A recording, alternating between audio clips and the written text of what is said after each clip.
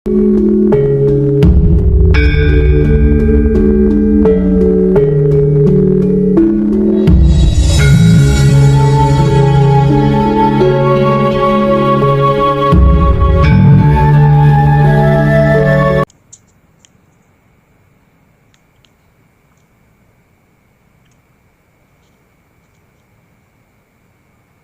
kadang kinasiku sekalian, disengaja atau tidak disengaja, seringkali kita dihadapkan pada perselisihan tentang kebenaran suatu aliran dalam agama, kepercayaan, atau keyakinan, bahkan soal keimanan. Di satu sisi, mengatakan bahwa alirannya lah yang paling benar dan terbenar, sedangkan aliran lain atau agama lain itu tidak benar, sehingganya banyak terjadi pertikaian, bahkan berujung pada peperangan. Contohnya, beberapa hari yang lalu saya ditodong pertanyaan oleh seseorang seperti ini. Pak Web, apakah surga itu ditentukan oleh agama? Dan agama itu yang menjadikan seseorang bisa masuk surga, yang artinya selamat dari neraka?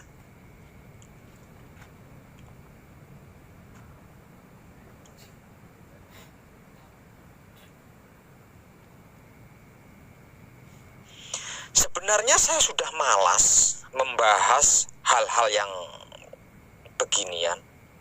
Sudah capek. Karena bagi saya surga dan neraka itu tidak penting. Sebab karena asal-usul saya itu bukan dari surga atau neraka, melainkan dari Zat Maha Suci hidup. Namun ya, mau bagaimana lagi, lawong nyatanya saya ditodong dengan pertanyaan-pertanyaan seperti itu. Ada banyak orang di luar sana yang berdebat sampai habis-habisan tentang surga dan neraka. Bahkan mengeklaim agama sayalah yang paling benar dan menjamin masuk surga, alias selamat dari neraka. Kalau menurut kesadaran spiritual pribadi saya, yang hanya beriman kepada Tuhan saja, bukan selain Tuhan, tidak perlu menggunakan ayat dan hadis atau dalil-dalil apapun tentang hal ini. Cukup logika yang sederhana saja. Surga dan neraka itu bukan ditentukan oleh agama, melainkan oleh kesadaran perilaku sebagai makhluk yang bertuhan.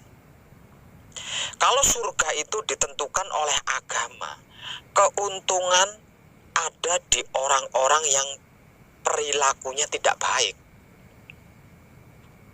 Sebab karena bisa bebas leluasa berbuat jahat ke sana sini, asalkan beragama, sejahat apapun tetap bisa masuk surga, alias selamat dari neraka.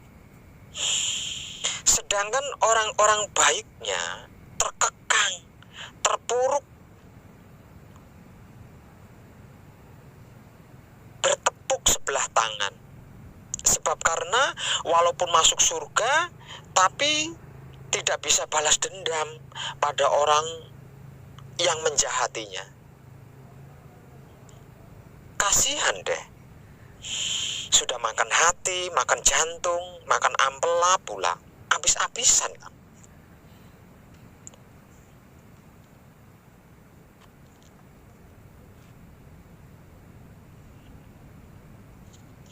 Coba saja renungkan hal itu dengan iman. Dengan iman loh ya, bukan dengan Imron.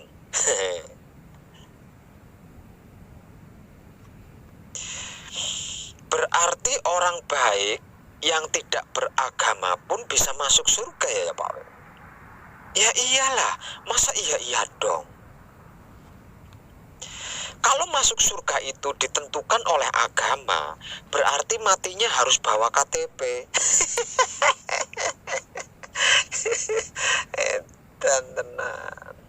Iya toh. Ketika masuk surga ditanya KTP-mu mana ini? Oh ya, agamamu A, tempatmu di sana. Datang lagi agamamu B, tempatnya di situ. Datang lagi agamamu C, tempatnya di sana. Memangnya surga itu tanah kaplingan? Dikapling-kapling, dibagi-bagi untuk agama A, untuk agama B, untuk agama C, dan lain-lain. Begitu ya? Kalau surganya tidak universal, kalau surganya tidak universal alias individu, kasihan orang-orang terdahulu yang sebelum kita, yang pada waktu itu belum ada agama, seperti nenek moyang kita, Adam dan Hawa misalnya. Mereka tidak kebagian surga kan? Lah karena pada waktu itu belum ada agama. Sebab surganya dikapling-kapling untuk agama A, B, C, D, dan lain-lain.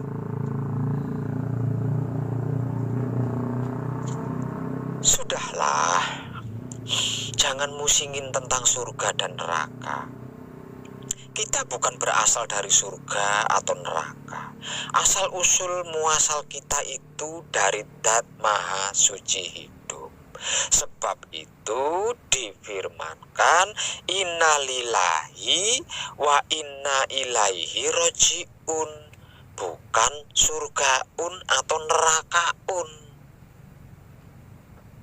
Lagi pula untuk apa dan mau apa memburu surga dengan berbagai daya dan upaya?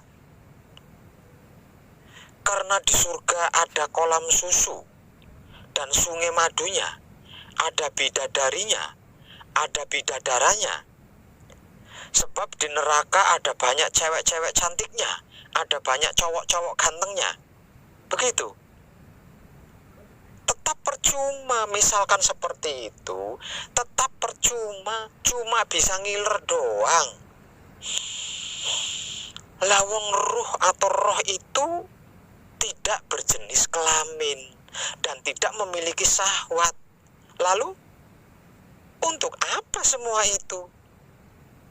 Kita berasal dari Tuhan, milik Tuhan, kuasa Tuhan, dan apapun alasannya akan kembali hanya kepada Tuhan. Ayatnya kan berbunyi innalillahi wa inna ilaihi roji'un.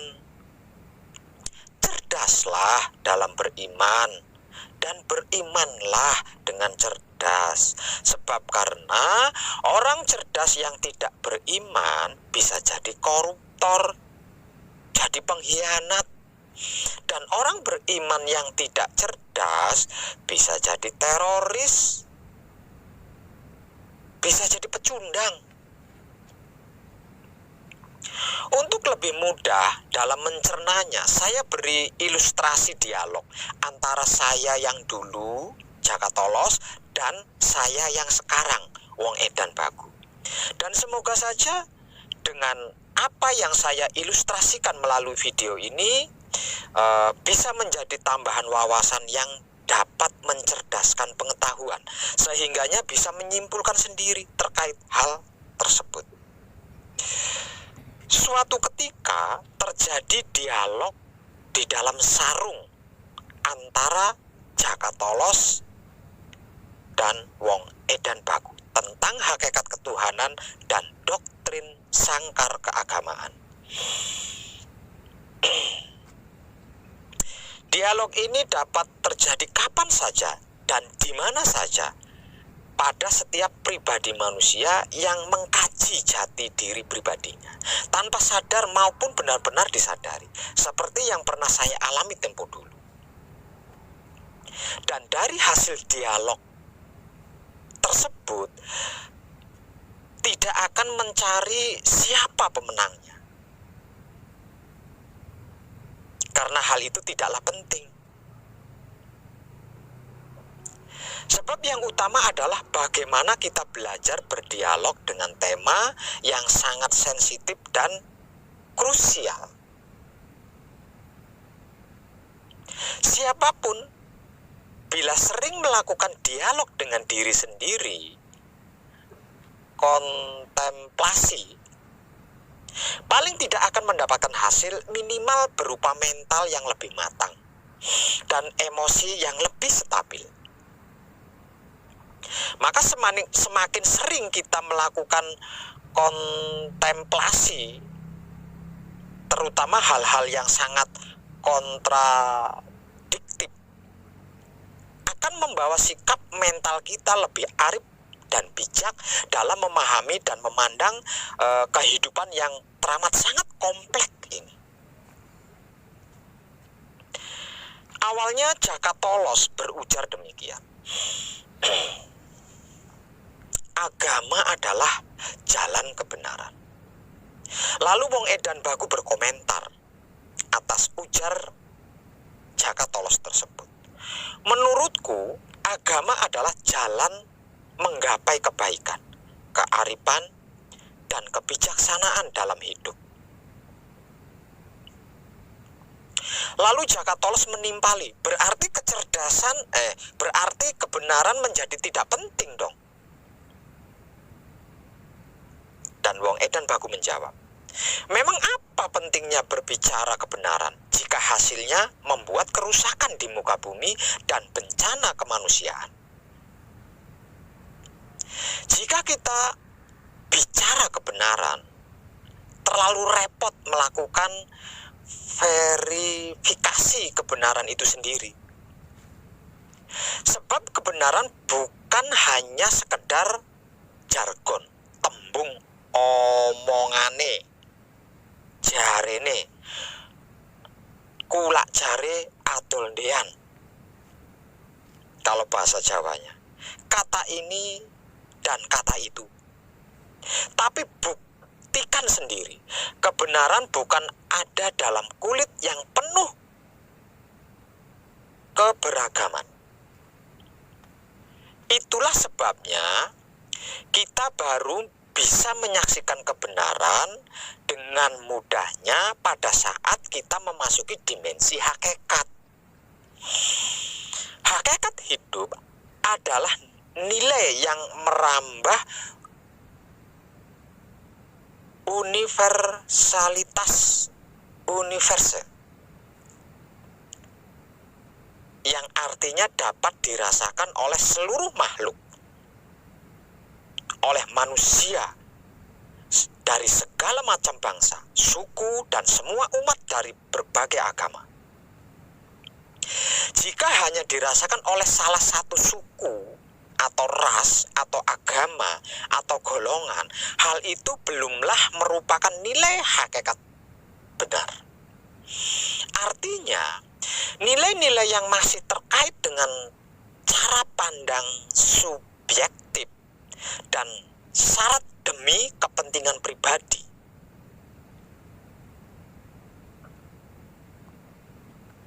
Contohnya, kata Jaka Tolos.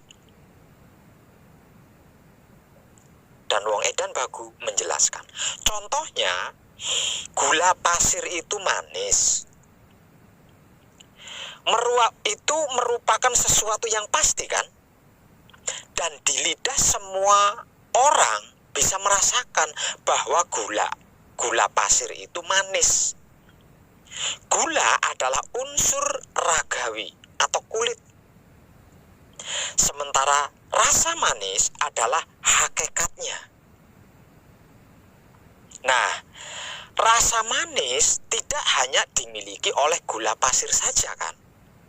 Ada gula Jawa, gula merah, gula aren, gula-gula, sakarin, madu, sari bunga, getah pohon, jagung, sari buah, dan sebagainya. Itulah agama atau keyakinan atau kepercayaan yang sepadan dengan berbagai materi yang manis tersebut.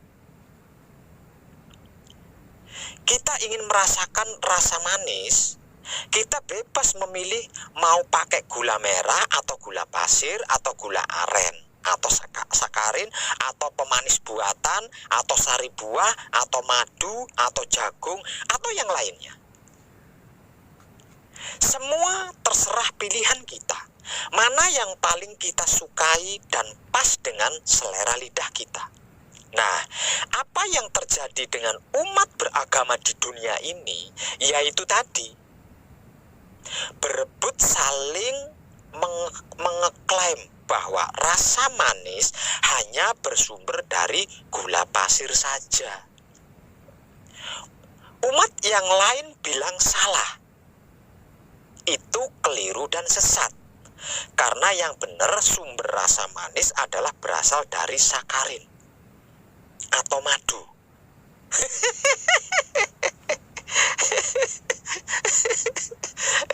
Dan tenang. Seperti orang buta yang memegang wujud gajah. Kalau dipikir-pikir, seperti orang buta yang memegang wujud gajah. Tapi orang buta tersebut suka menuduh orang lain sebagai orang buta yang sedang megang gajah.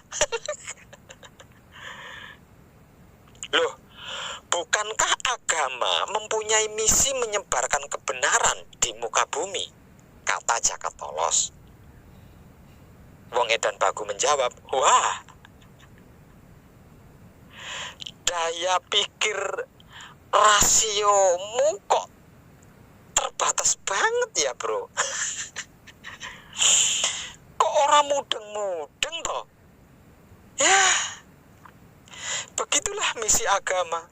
Bahkan banyak agama misinya ya demikian itu.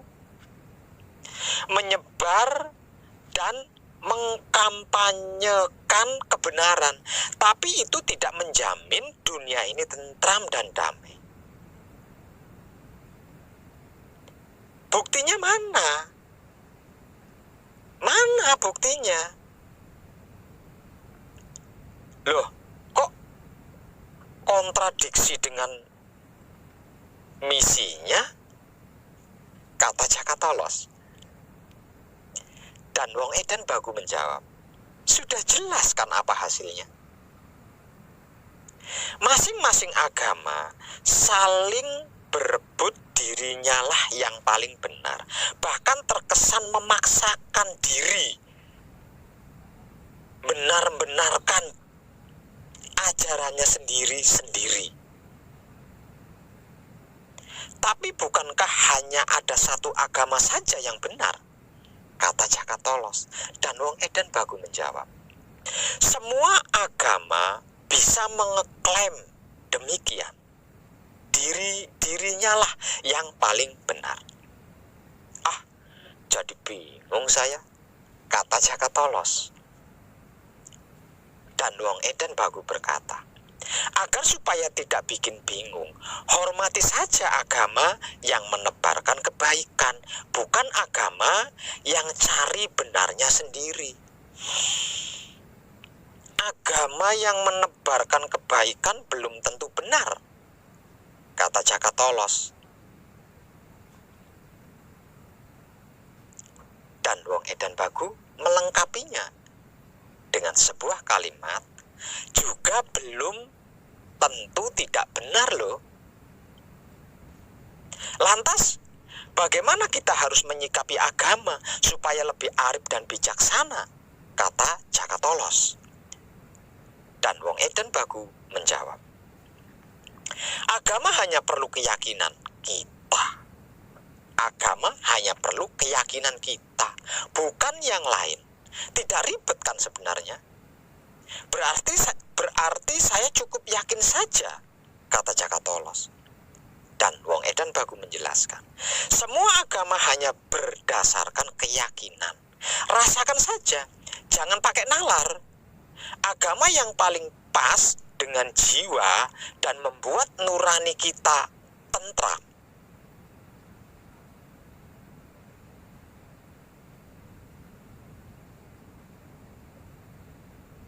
Jaka Tolos berkata, tidak semua agama hanya berdasarkan keyakinan saja. Artinya, agama atas dasar kebenaran. Dan Wong Edan Bagu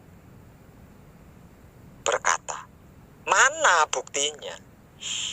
Buktinya mana? Lah agamaku, kata Jaka Tolos. Dan Wong Edan Bagu menjawab lagi, itulah contoh orang yang barusan kita bahas dari tadi. merasa diri paling benar. Lalu bagaimana idealnya sikap saya terhadap agama saya? Kata Jakatolos. Dan Wong Edan Bagu mengulangi bahasanya, mengulangi perkataannya. Saya ulangi ya, cukup dengan yakin dan jadilah orang yang bijak dan arif kepada siapapun. Jangan menyakiti hati dan mencelakai orang lain serta makhluk-makhluk lainnya. Tidak usah membeda-bedakan apa agama yang dianutnya. Lihat saja perbuatannya yang bisa kita lihat. Jangan menebak-nebak isi hatinya untuk memvonis apakah seseorang itu baik atau buruk. Kita menebak hati kita sendiri saja susahnya bukan main, apalagi menebak hati orang lain. Kan seseorang yang tidak punya agama dinamakan kafir. Orang kafir pasti celaka hidupnya dan masuk neraka, kata Jakatolos. Dan Wong Edan Bagu menjawab, binatang dan tumbuhan adalah makhluk hidup. Mereka tidak beragama, berarti mereka kafir semua kan? Akan tetapi hidupnya bukan hanya mendapatkan berkah ilahi, justru lebih mulia menjadi berkah bagi alam semesta, termasuk berkah bagi manusia. Jakatolos tersenyum. Dan Wong Edan Bagu melanjutkan perkataannya. Mereka itulah umat yang paling taat pada perintah Tuhan, paling setia pada kodrat alam, paling patuh terhadap rumus-rumus alam semesta. Mereka tak pernah menganiaya manusia dan lingkungan alamnya, tidak seperti manusia. Lalu, kata Jakatolos, dan Wong Edan Bagu melanjutkan perkataannya. Saya balik bertanya, lebih tepat mana? Agama yang menyiarkan kebenaran atau agama yang menyiarkan kebaikan? Bagaimana manusia harus berperilaku baik? Ya jelas agama yang menyiarkan kebenaran, jawab Jakatolos. Dan Wong Edan Bagu berkata, berarti kamu terlalu telat mikir atas apa yang kita bahas dari tadi. Jika itu suatu hal yang teramat penting dan utama bagimu, carilah agama yang paling ikhlas dan jujur. Bagaimana agama yang ikhlas dan jujur itu? Tanya Jakatolos. Dan Wong Edan Bagu menjelaskan, agama yang paling ikhlas adalah agama yang hanya mengajak seluruh manusia berbuat arif dan bijaksana, berperilaku terpuji, dan berbudi pekerti luhur, alias akhlakul karim, tanpa perlu mengajak-ajak, bahkan setengah memaksa orang lain untuk bergabung ke dalam institusi agama tersebut. Mau bergabung silakan, nggak mau juga ya nggak apa-apa. Itulah agama yang paling ikhlas dan fair play alias jujur. Kalau agama yang selalu berusaha mencari pengikut yang sebanyak-banyaknya, tanya Jakatolos. Dan Wong Edan Bagu menjawab, itu tidak ubahnya agama parpol. Kegiatannya adalah agitasi, propaganda, kampanye. Dirinya lah partai yang paling baik dan benar. Diam-diam institusi agama sudah berubah misi menjadi institusi politik, mencari pengikut sebanyak-banyaknya supaya menjadi kuat dan semakin kuat untuk menyerang dan melawan keberadaan keyakinan orang lain yang tidak seagama, dianggap sebagai musuh. Kalau tidak ada musuh, kata Jakatolos, Ya, dibuatlah musuh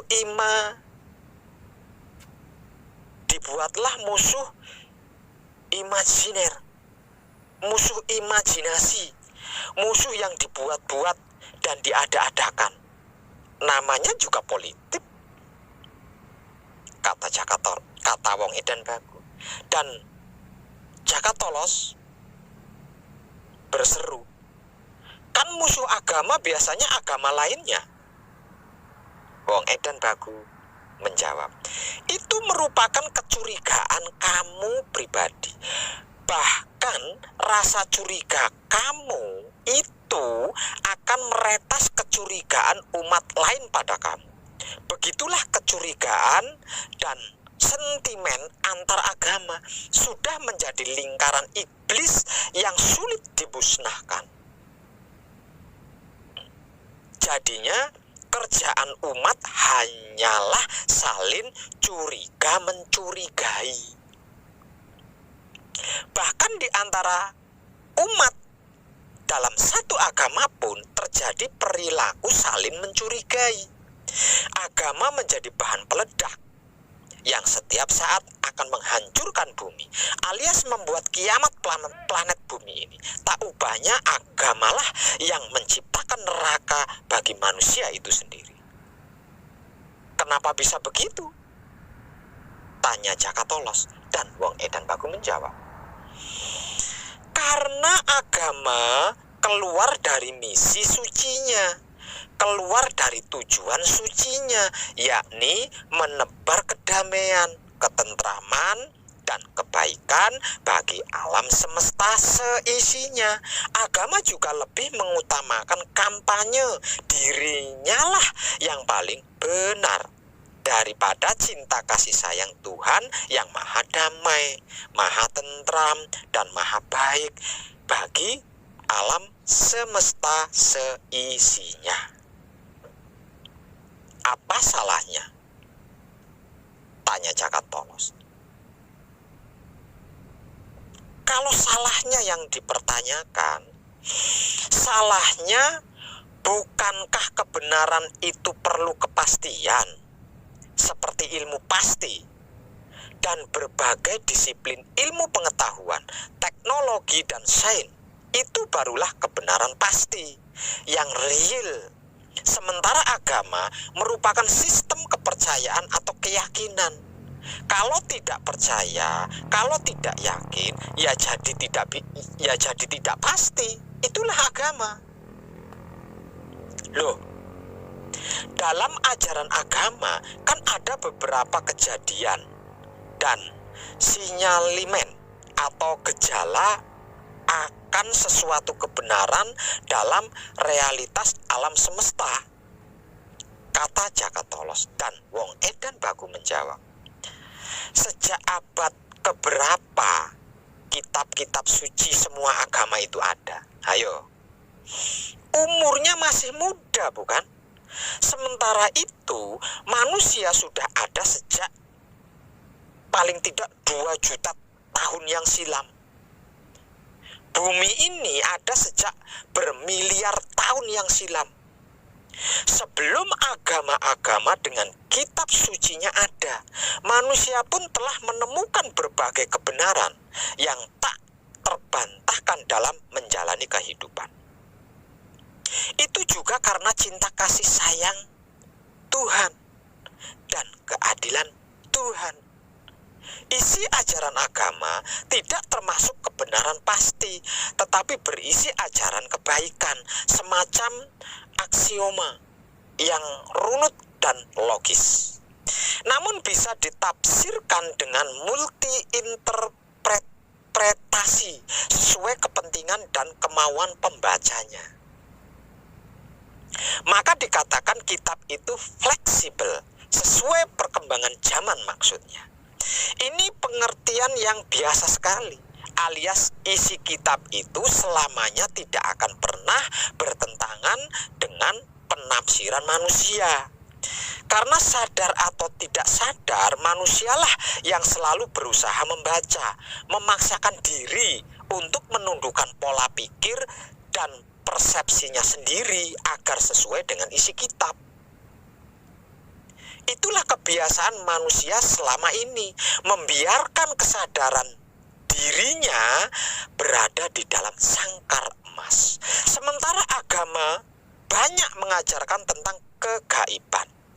Lalu manusia buru-buru menyimpulkan bahwa akal manusia sangat terbatas untuk memahami kegaiban. Bagi saya, kegaiban itu sangat masuk akal. Jika tidak masuk akal, berarti belum tahu rumus-rumus yang berlaku di alam gaib. Jika mengkamulkan isi kitab pun, kenyataannya sudah mengalami perluasan dan penyempitan makna setelah diterjemahkan ke dalam berbagai bahasa oleh banyak orang yang memiliki penafsiran beragam corak dan warnanya. Apa buktinya? Kata Jakatolos dan Wong Edan Bagu menjelaskan. Lihat saja, begitu banyaknya aliran dan faham dalam satu agama saja. Tidak hanya puluhan, bahkan ratusan jumlahnya. Semua itu sudah menjadi hukum alam, bahwa aliran dan faham atau mazhab akan selalu bermunculan dan kian banyak seiring perjalanan waktu sesuai dengan kompleksitas rasio manusia dan daya nalar yang menimbulkan persepsi dan penafsiran beragam. Apa jadinya kalau mereka saling mengeklaim dirinya paling benar? Ya, berebut kebenaran atau golek benere dewe yang menimbulkan perpecahan, perselisihan, permusuhan, saling curiga, saling menjatuhkan, saling bunuh, saling fitnah. Jawab Jakatolos dan Wong Edan Bagu melengkapi. Tuh kan, akar segala macam fragmentasi dan kehancuran di dalam satu agama tidak lain disebabkan oleh penafsiran, persepsi, dan pemahaman setiap individu pengikutnya, dan akhirnya menjadi kelompok besar yang siap bersimbah darah demi kesadaran palsunya. Jadi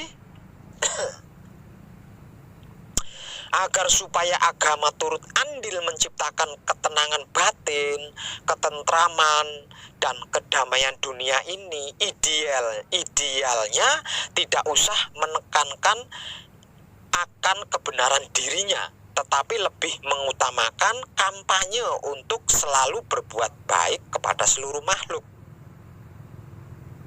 Nah, kebaikan kan relatif. Masing-masing orang punya penafsiran pula yang berbeda-beda akan nilai kebaikan itu.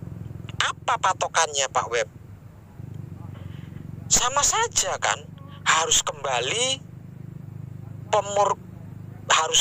pada pemurnian diri ke kitab dan sunnah toktil. Makin bingung saya, kata Jakatolos.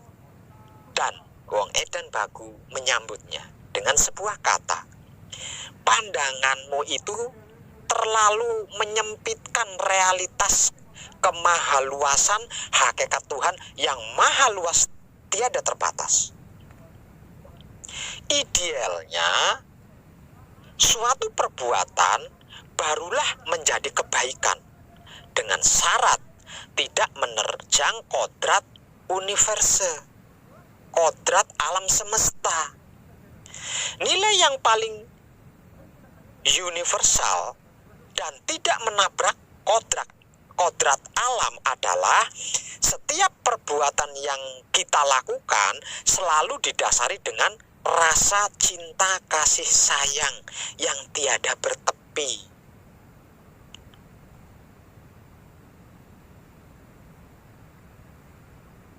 Yang dalam sanepan Jawanya, rasa tresno welas asih kadya samudra tanpa tepi. Welas tresno welas asih tanpa alis. Maksudnya cinta kasih sayang yang tulus, tanpa pamrih, tanpa ego, tanpa arogan, kepada dan dari seluruh makhluk dalam jagat raya ini.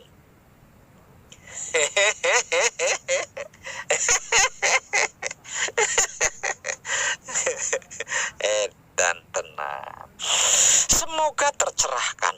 Salam rahayu, salam setuhan, salam rahayu, salam setuhan. Penuh cinta kasih sayang dari dalam lubuk hati saya, Wong Edan Bagu yang paling dalam.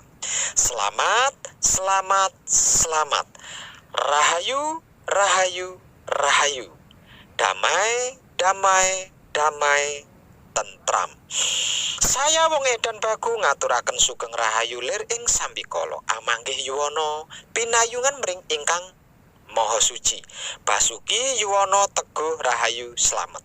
Berkah selalu untuk semuanya tanpa terkecuali, terutama para sedulur, khususnya para kadang konto dan kanti anom saya yang senantiasa direstui Yang Dat Maha Suci hidup. Om Santi, Santi, Santi Om. Wassalamualaikum warahmatullahi wabarakatuh. Terima kasih, terima kasih, terima kasih, dan salam kebajikan.